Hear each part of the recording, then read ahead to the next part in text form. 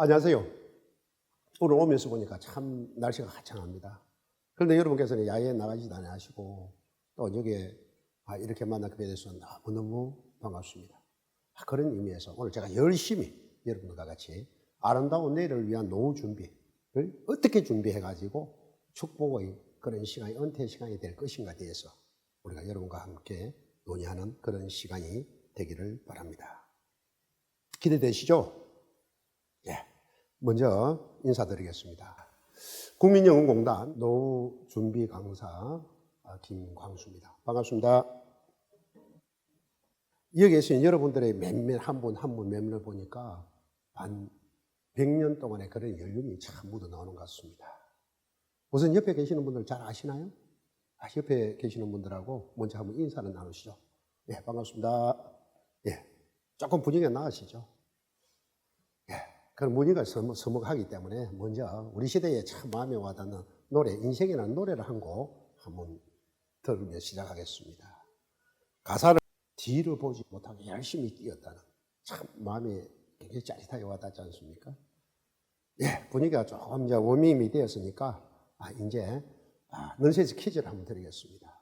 지금 이 사진을 보시고 여러분들께서 연상되는 사자성어, 네자를 한번 생각해 보시면 되겠습니다.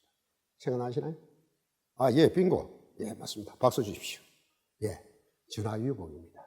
제가 이 사진을 택하게 된 것은 여러분들이 지금까지 살아오시면서 그동안의 우여곡절 많이 우여곡절했을 것입니다. 즐거운 것이나 남한테 말하지 못한 그런 애한들이 얼마나 많았겠습니까?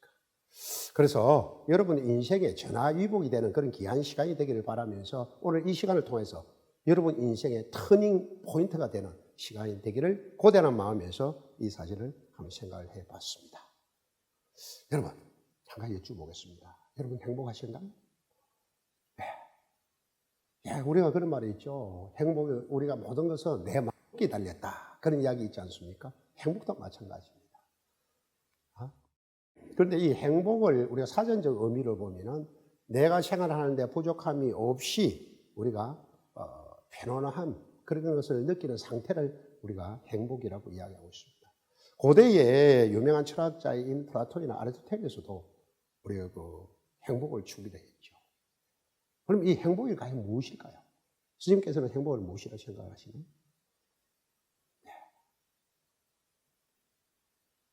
이 행복이 학문적으로 우리가 정착된 2006년도에 하버드 대학교에서 존 사흐르 교수가 행복학이라는 강좌를 개설함으로써 시작을 되었습니다. 그렇게 해서 이 행복에 대한 그런 행복의 삶에 대해서 많은 연구를 해오게 됐죠. 1938년도에 하버드 대학교 대학생들 268명으로부터 시작을 해서 이 학생들이 대학에서부터 노년까지 나가면 신체적이나 정신적이나 어떻게 유지되고 있는가를 75년 동안에 추적을 하며 종단 연구를 해왔습니다. 그 종단 연구를 한 것을 하던 우리가 조지 베런트 교수가 인생 관찰 보고서를 우리가 만드는데 그것을 책으로 한 것이 행복의 비밀이라는 책입니다. 이 행복의 비밀의 책에 보면 우리 행복의 조건 중에 7가지가 있는데 그 중에서 우리가 뭐라고 그럴까요? 돈일까요?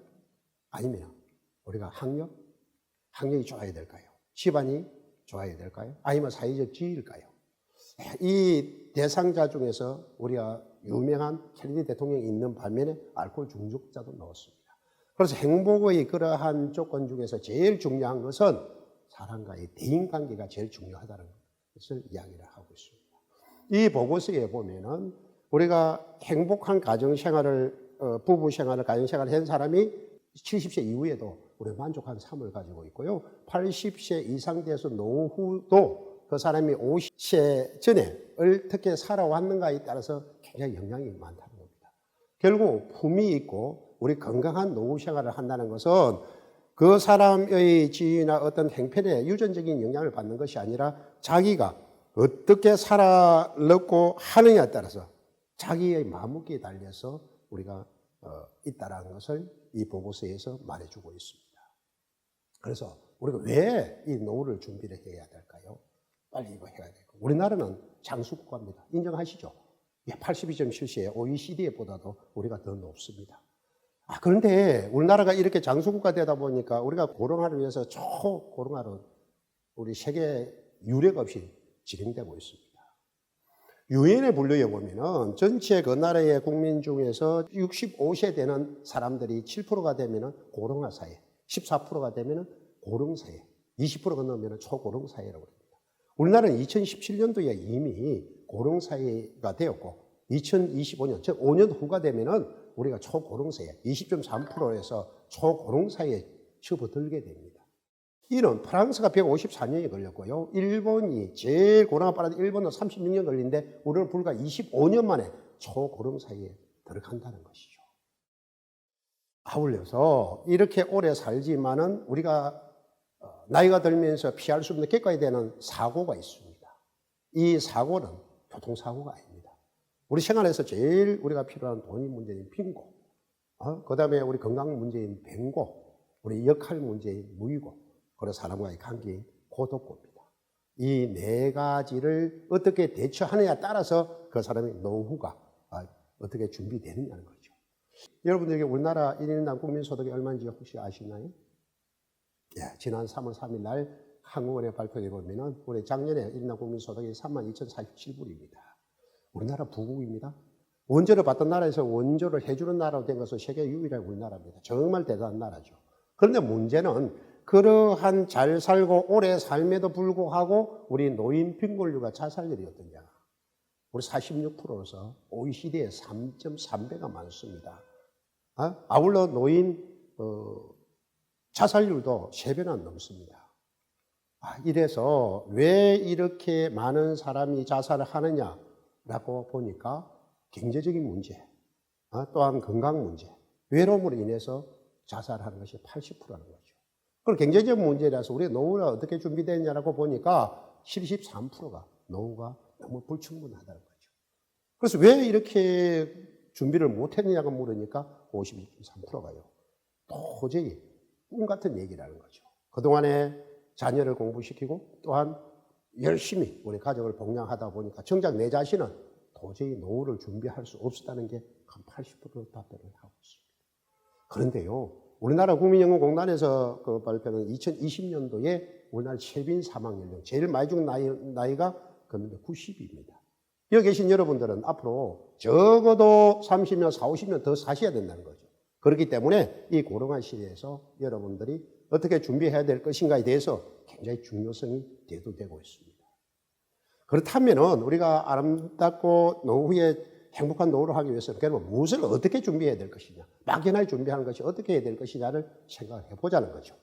혹시 여러분들께서 노후준비지원법이 들어보셨습니까? 우리 노후준비지원법에 대해서는 제가 2년 동안에 수천 명을 만난 중에서 물어도 한 분도 답을 못 하더라고요. 우리나라 법이 있습니다. 2015년 12월 23일부터 시행이 됐습니다. 이 노후준비지원법은요, 거기 위해서 중앙노후준비지원센터가 국민연금공단입니다. 그 공단에서 저희들 같이 서비스 제공자들을 선발해서 우리 국민들이 이 네 가지의 고통, 이야기 나이가 들면서 겪어야 되는 네 가지 이 고통에 대해서 어떻게 대처할 것인가에 대해서 우리나라 국민이라면 누구나 노후에 건강하고 안락한 노후를 누릴 수 있도록 지원해야 된다는 그러한 목적으로 제정된 것이 노후준비지원법입니다. 그 4대 영역 중에서 먼저 빈고에 대해서는 재무설계, 병고에 대해서는 건강설계, 또한 무의고에 대해서는 여가설계, 고독고에 대해서는 대인관계설계, 이렇게 우리가 서비스 영역인데 우리가 노후가 준비되었다는 것은 돈만 있고 건강하다고 노후 준비된 것이 아니라 이 네 가지 영역이 골고루 균형 있게 준비됐을 때 비로소 노후가 잘 준비되었다라고 이야기할 수 있다는 거죠. 그래서 오늘 저는 이 중에서 대인관계 설계에 대해서 간략하게 말씀을 드리겠습니다. 여러분, 우리 관계에 대해서 우리 선생님은 어떻게 생각하고 좀 계시나요? 관계. 우리가 잘 아는 영국의 그 사회학자인 스펜서가 그런 말을 했죠. 우리가 사람은 삶이 들어와서 사회를 만들고 죽음이 들어와서 종교를 만들었다라고 이야기를 하는데 그러한 더불어 살아가는 사회.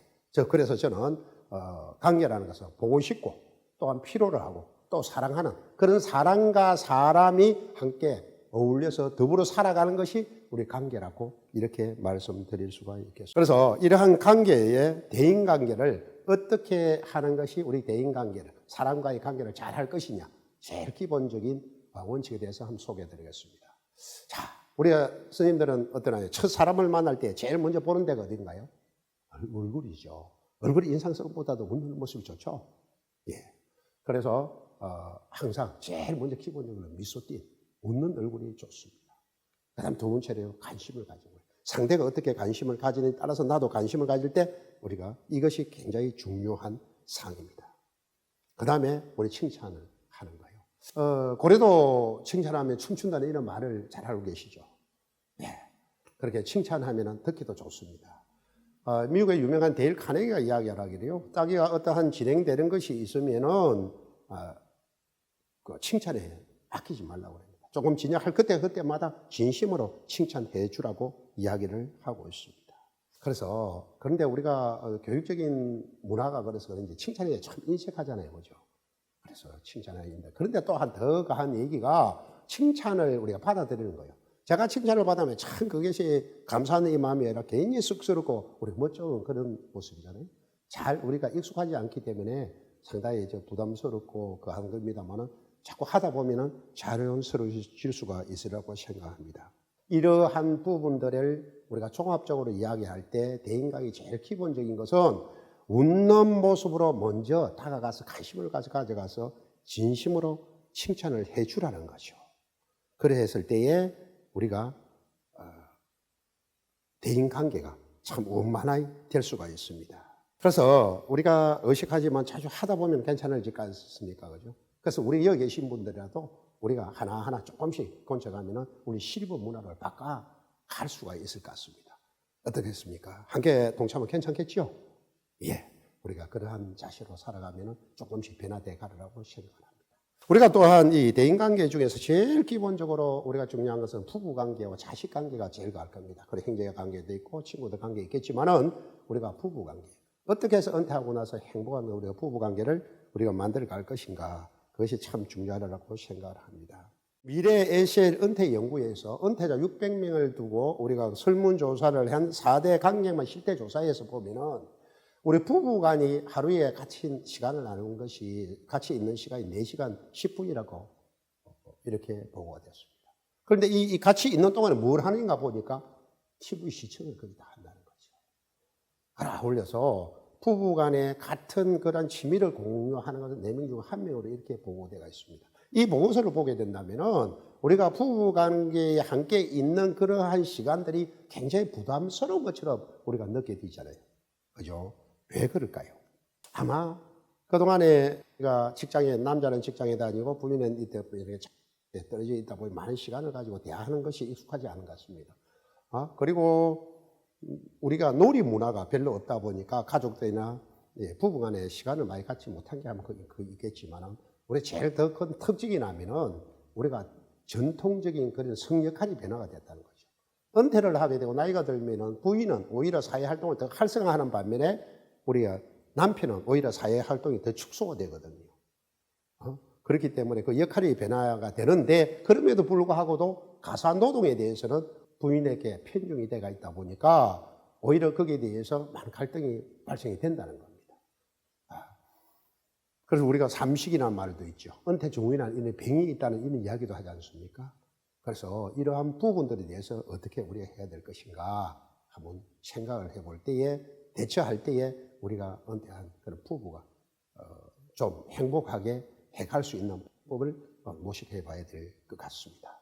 어떻게 생각해요? 그래서 제일 기본 잘 알아는 거죠. 큰 건 아닙니다. 제일 먼저 행복한 부부관계를 만들기 위해서는 정서적인 그런 교류를 위해서 먼저 대화의 시간을 많이 늘리라는 겁니다. 좀 자꾸 서로 시간을 늘리면서 그동안에는 우리가 대화에서도 당신이 어떻게 했니? 상대방의 입장을 들어준다 하면서 당신이 어떠다고 이런 대화인데 나대화법을 들어보셨나요?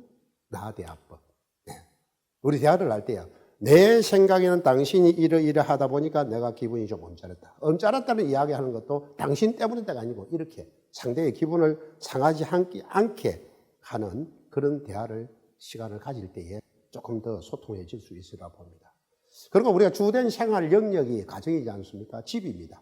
그래서 집안 일을 어떻게 하느냐에 따라서 하니까 우리 남편들이 우리 집안 일을 배워가는 그런 노력들이 많이 필요할 것 같습니다. 음식을 만들든가 이런 홀로서기 하는 것도 참 중요할 것 같습니다. 그 인구보건복지협회의 설문조사에 의하면요, 부부가 하루 동안에 같이 대화하는 시간이 30분 미만이라는 게 42.1%입니다. 10명 중에 4명 이상이 거의 30분 이하 대화를 한다는 거죠. 그만큼 우리가 부부를 사랑한다 그러면서도 많이 소원한 그러한 생활을 하고 있는 우리의 모습인 것 같습니다. 그 다음에 우리가 많이 부딪히는 건 자녀와의 관계죠. 자녀와 관계 참 많이 부딪힙니다. 세월의 흐름에 따라서 우리가 그 자녀와 관계도 많이 변화가 됩니다. 어릴 때는 우리가 의존하는 그러한 관계지만은 얘들이 청년이 되다 보면은 자기들 보호자의 위치가 서다 보니까 이제는 서로의 그 관계가 변화될 수밖에 없습니다. 그 부모 자문이라는 그런 책을 쓴 저자인 리처드 템플러가 이제 막 성이 된 자녀와의 관계를 위한 지혜라는 그런 책에서 이야기하는 것을 한번 생각해 보면서 여러분들도 그것을 한번 잘 기억을 하셨다가 한번 생각을 해보시면 큰 도움이 되라고 생각합니다. 우리나라의 경우는 조금 특이합니다만 20세 이상이 되는 것 같으면 이제 물러서라는 얘기입니다. 이제 자기들도 성년이거든요. 자기 행위를 자기가 책임질 수 있도록 간소하게 물러서라는 거죠. 그리고 우리나라는 너무 가보를 하다 보니까 마마보이로 만든다는 얘기도 많이 하죠. 그리고 스스로 자녀가 나에게 조언을 구하기 전까지는 인내하면서 버티면 내 뒤에서 견디라는 거죠. 자기가 조언을 원할 때 해주고, 그리고 우리가 어른을 대접을 해주면서 친구가 되려는 그러한 것을 우를 범하지 말라는 거죠. 친구라는 것은 같은 입장에서 그들의 고민을 생각하고 그들이 같이 논하는 건데, 부모 간의 의존 간의 존경의 대상이 되지 의존하는 대상이 되지 친구가 같이 될 수가 없거든요. 그렇게 우를 범하면서 자녀 관계가 되지 않을 수가 있습니다. 오히려 그렇다고 해서 방관하는 것이 아니라 어떠한 주제를 가지고 많은 대화의 시간을 가지는 것은 참 좋을 것 같습니다. 그리고 다섯 번째는 끝까지 격려하고 응원하라는 거죠. 항상 이게 우리 자녀들도 이제 성장했으면 자기 인생을 자기가 책임을 져야 된다. 자기가 선택한 것은 거기에 대한 결과와 책임을 져야 된다는 것을 주제할 필요가 있습니다. 우리 탈무드에 유대인들의 좋은 교육법이 있지 않습니까? 그 말 중에 우리가 많이 아마 잘 알고 있을 것입니다. 인용되는 것이. 고기를 줄 것이 아니라 고기 잡는 법을 가르쳐 주라고 우리가 그런 이야기를 하잖아요. 스스로 자기가 선택할 수 있도록. 자기가 오히려 부모보다 더 자기 알기 때문에 더 좋은 현명한 선택을 할 수가 있습니다. 그러나 항상 부모는 네 편이라는 것, 뒤에서 버팀목이 돼서 단단히 지켜주는 그러한 격려하는 그런 자세가 필요할 것 같습니다. 그리고 조심해야 될 것은 조건을 달지 말라는 겁니다. 내가 이래 하면은 네가 이렇게 하면 내가 이래 해줄게. 그것도 막 좋은 미끼로 돈을까지 해서 자녀의 삶에 개입을 해서 삶을 조정하려고 하는 우를 범하지 마시라는 겁니다.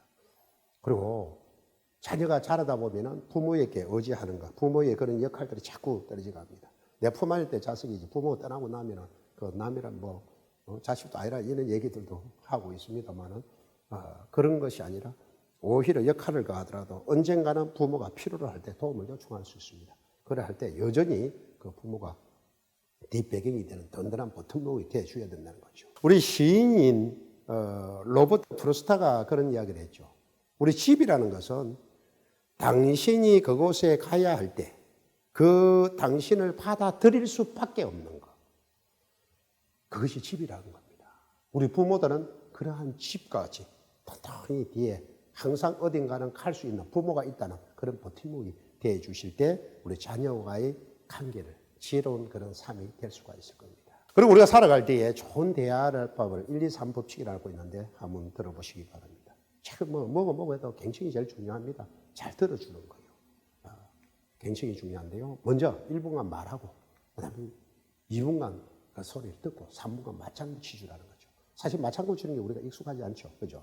그렇지만은 그렇게 우리가 한번 노력하면서 우리 심리의 문화를 한번 바꿔갈 수 있도록 한번 해보면 좋은 관계를 맺어갈 수 있을 것 같습니다. 그리고 여러분들께서 살아가면서 이 좋은 대화를 위한 10가지 비법을 소개해 드릴 건데요. 이것을 여러분들 잘 기억하셨다가 실천하신다면 여러분께 좋은 그런 결과가 있으리라고 생각을 합니다. 먼저요, 한꺼번에 너무 여러 말을 하지 마시고, 우리가 많은 이야기를 하다 보면 내가 이야기하는 주제를 떠나서 딴 이야기하다 말에 실수를 할 수 있습니다. 이런 말 하지 말라는 거죠. 그리고 또 이제 설교를 하는 말이죠. 일방적으로 내 이야기만 하지 말라는 거죠. 나도 항상 배운다는 자세로 항상 상대방의 이야기를 마음에 넣을 수 있다, 들어줄 수 있는 그런 상황이 되라는 거죠. 그 다음에요, 자유롭게 우리가 대답할 수 있는 간단한 그런 질문을 하는 거죠. 생각하고 어렵게 이래 한 것이 아니라 예, 아니요가 간단하게 이렇게 서로 대화할 수 있는 그러한 방법들이 좋은 비법입니다. 그리고 우리가 대화의 흐름을 따라가고 이야기를 하는데요. 우리 친구 중에 그런 사람들이 있잖아요. 그죠? 이러한 주제를 가지고 이야기를 하고 있는데 보통 딴 주제를 꺼내가지고 자기가 중심이 되려고 이렇게 밉상스러운 친구들도 좀 있지 않습니까? 그러나 그걸 밉상이라고 그러잖아요. 그게 그 주제에 같이 편성을 해서 흐름에 따라가는 얘기입니다. 모르는 것은 솔직히 인정하라는 거죠. 우리가 그런 속담, 이 얘기들이 있잖아요. 서울 가본 사람이 가보지 않은 사람한테 전다고. 그걸 빡빡 씌우면 어쩔 수 없잖아요. 그죠? 그러나 그렇게 자기가 옳지 않은 걸 씌우면 갱박스러울 수밖에 없습니다. 오히려 자기 미처 생각 못하면 솔직하게 인정하는 그런 자세도 참 좋은 우리가 그 대화의 비법이 될 수 있습니다. 그리고 여러분들이 경험한 것이 딴 사람 똑같다고 이렇게 같이 동일시하지 말라는 얘기죠. 똑같은 경험을 했다 할지라도 주관이 관점이 다르겠죠. 내 생각과 그 사람의 생각이 다를 수 있거든요. 통일될 수가 없습니다. 그것을 인정하라는 얘기죠. 그 다음에 했던 말을 또 하는. 우리 그런 존경하는 사람이 햇말 또 하고 또 하고, 특히 술 먹는 사람들 그런 이야기 많이 하잖아요. 그러면 그 말에 대한 신뢰를 잊게 됩니다. 그리고요, 말을 할 때 세부적으로 구체적으로 안 해도 된다는 거죠. 몇 년, 몇 월, 며칠, 몇 시에, 어디에, 그때 무슨 일이 있었지 않냐, 이런 얘기를 꼬박꼬박 한다도 상대는 그것을 기억하는 것이 아니라 여러분들이 이야기한 것을 기억을 한다는 거죠. 그래서 그렇게 안 해도 된다는 얘기입니다. 그리고 제일 중요한 거요, 경청하시는, 잘 들으시라는 겁니다. 이것이 우리가 대화에서는 경청이지 뭐보다 제일 중요합니다. 잘 들어줄 때에 상대도 내 말을 들어준다는 거거든요.